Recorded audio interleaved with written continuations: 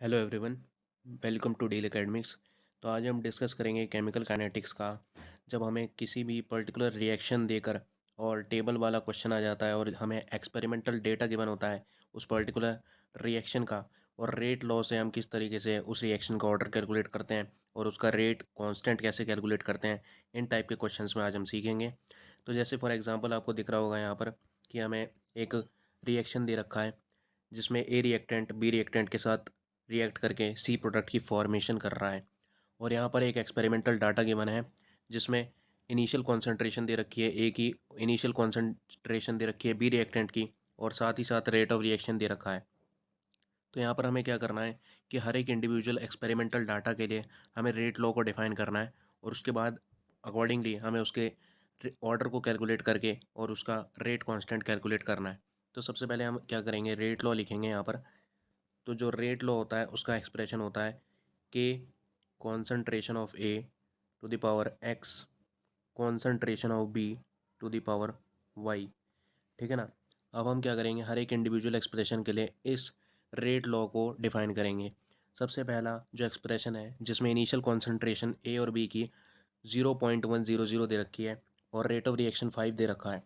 तो सबसे पहले हम क्या करेंगे, रेट ऑफ रिएक्शन को 5 लिखेंगे और के 0.100 ए की concentration to the power X, 0.100 B की concentration to the power Y.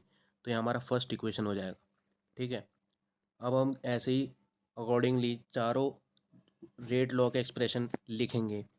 तो सबसे पहले इनिशियल कॉन्सेंट्रेशन हमें पता लग गया 0.300 और 0.100 दे रखी है, 45 रेट ऑफ रिएक्शन है।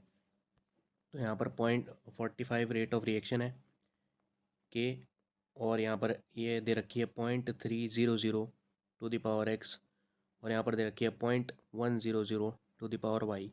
ये हमारी सेकंड इक्वेशन हो गई। ठीक है। तो यहाँ पर हमें दे रखा है थर्ड में कि 10 रेट ऑफ रिएक्शन है और 0.100 और 0.200 कॉन्सेंट्रेशन है ए और बी की। तो ऐसे ही अगर हम यहाँ पर 10 लिखें कि कॉन्सेंट्रेशन, यहाँ पर कॉन्सेंट्रेशन क्या दे रखी है ए की, सी एक्सप्रेशन में जो कॉन्सेंट्रेशन दे रखी है वो 0.100 और 0.200 दे रखी है। तो 0.100 टू द पावर एक्स और 0.200 टू द पावर वाई। ये हो गया हमारा थर्ड इक्वेशन। और ऐसे ही फोर्थ इक्वेशन के लिए भी हम रेट लॉ को डिफाइन करेंगे। 90 रेट ऑफ रिएक्शन दे रखा है और 0.300 ए की कॉन्सेंट्रेशन है और 0.200 बी की कॉन्सेंट्रेशन है।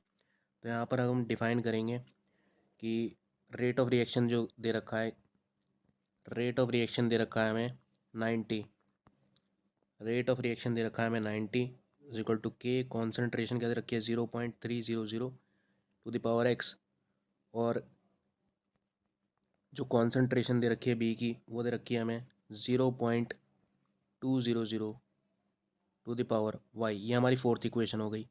ठीक है ना। तो हमने क्या करा, हर इंडिविजुअल एक्सप्रेशन के लिए रेट लॉ को डिफाइन कर लिया इस इक्वेशन में, इस क्वेश्चन में। ठीक है।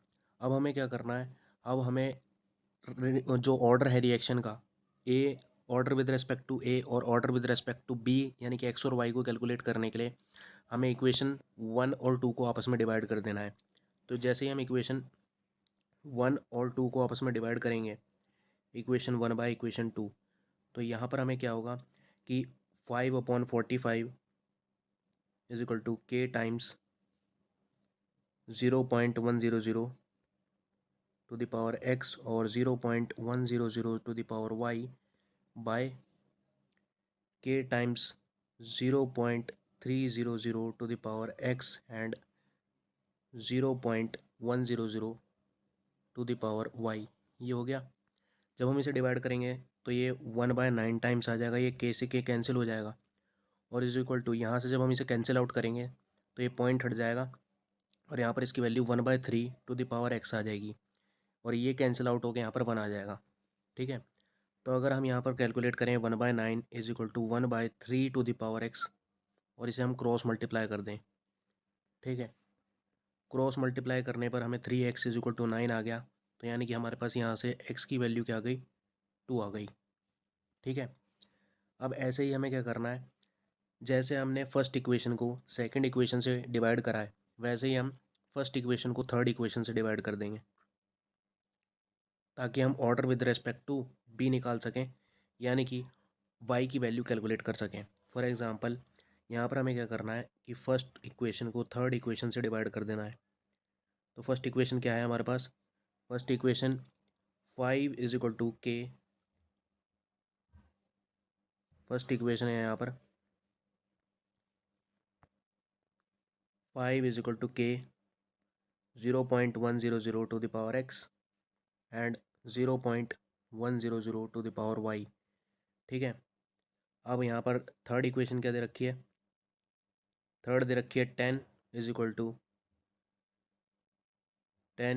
टू के 0.2100 to the power X and 0.200 to the power Y, ये दे रखी है थर्ड इक्वेशन। ठीक है, अब इसे हम डिवाइड करेंगे दोनों साइड। ठीक है, तो यहाँ पर अगर इसे कैलकुलेट करेंगे तो ये आ जाएगा 1/2 इज इक्वल टू, जब हम इसे डिवाइड करेंगे के से के कैंसिल आउट हो जाएगा, तो ये 1/2 टू द पावर एक्स बचेगा, और इसको और इससे डिवाइड करेंगे, सॉरी यहाँ पर ये 1 है तो ये 1 बच जाएगा। ठीक है, और इसको और इससे डिवाइड करेंगे तो ये 1/2 टू द पावर वाई आ जाएगा। ठीक है, अब हमें क्या करना है, नेक्स्ट पेज पर चलते हैं। तो यहाँ पर हमें पता लग गया कि क्या बचा, 1/2 बचा। 1/2 इज इक्वल टू, यहाँ पर x की वैल्यू तो 1 हो गई थी, 1 टू द पावर x, और यहाँ पर क्या बचा 1/2 टू द पावर y।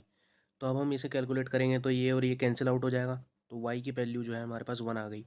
तो यहाँ पर order with respect to a, यानी कि x की वैल्यू क्या आई हमारे पास? तो यहाँ पर order with respect to a x की वैल्यू आई हमारे पास 1, और y की वैल्यू, सॉरी x की वैल्यू हमारे पास क्या आई इस क्वेश्चन में? हमारे पास x की वैल्यू क्या आई, सॉरी x की वैल्यू हमने कैलकुलेट करी है अभी अभी 2 आई। ठीक है, और y की वैल्यू हमारे पास 1 आ गई। ठीक है, तो यहाँ पर जैसे ही हमने देखा कि x की वैल्यू 1 आ गई और y की वैल्यू क्या आ गई, सॉरी x की वैल्यू 2 आ गई, y की वैल्यू 1 आ गई, तो ये क्या है हमारे पास? Order with respect to a है, order with respect to a है, और ये क्या है? Order with respect to b reactant है। ठीक है, तो यहाँ पर हमें क्या करना है, n यानी कि ऑर्डर ऑफ रिएक्शन क्या आ जाएगा, x प्लस वाई। x की वैल्यू 2 थी plus y is equal to 3, an total reaction का ऑर्डर ये आ गया। ठीक है, ऐसे ही अब हम क्या करेंगे, क्वेश्चंस में पूछा जाता है आपसे कि किस तरीके से हम जो ये के है, ये जो रेट कांस्टेंट के है, इसको कैलकुलेट कर सकते हैं। ठीक है, अब हमें एक्स और वाई की वैल्यू पता चल चुकी है, तो अब एक्स और वाई की वैल्यू को किसी एक इक्वेशन में रख देंगे। तो जैसे यहाँ पर लिखा हुआ है 5, अगर एक भी इक्वेशन में हमने एक्स की वैल्यू को रख दिया तो हम रेट कांस्टेंट के को कैलकुलेट कर सकते हैं। तो 5 is equal to k 0.100 to the power X और 0.100 टू द पावर वाई। अगर हम यहाँ पर कि एक्स की वैल्यू रख दें 0.100, एक्स की वैल्यू यहाँ पर क्या आई थी, 2 आई थी। 0.100 यहाँ पर वाई की वैल्यू क्या आई थी, 1 आई थी। अब इस चीज़ को यहाँ से अगर हम डिवाइड कर दें, ठीक है ना, 5/0.100 की पावर यहाँ पे क्यू आ जाएगी इज इक्वल टू के, यानी कि ये वाला पूरा एक्सप्रेशन हमने नीचे ले गए, इसको डिवाइड में ले गए इस पूरे एक्सप्रेशन को यहाँ पर नीचे, तो हमारे पास के यानी कि रेट कांस्टेंट की वैल्यू आ जाएगी। क्या आ जाएगी? Rate constant. ठीक है, तो ऐसे टाइप के क्वेश्चन में केमिकल काइनेटिक्स में दो ही चीज़ आपसे जनरली पूछी जाती हैं। पहला है एक ऑर्डर ऑफ रिएक्शन यानी कि एक्स और वाई की वैल्यू, और टोटल ऑर्डर रिएक्शन का होता है एन, और के यानी कि रेट कांस्टेंट की वैल्यू ऐसे क्वेश्चंस में आपसे कैलकुलेट करने को बोली जाती है जनरल फॉर्म में।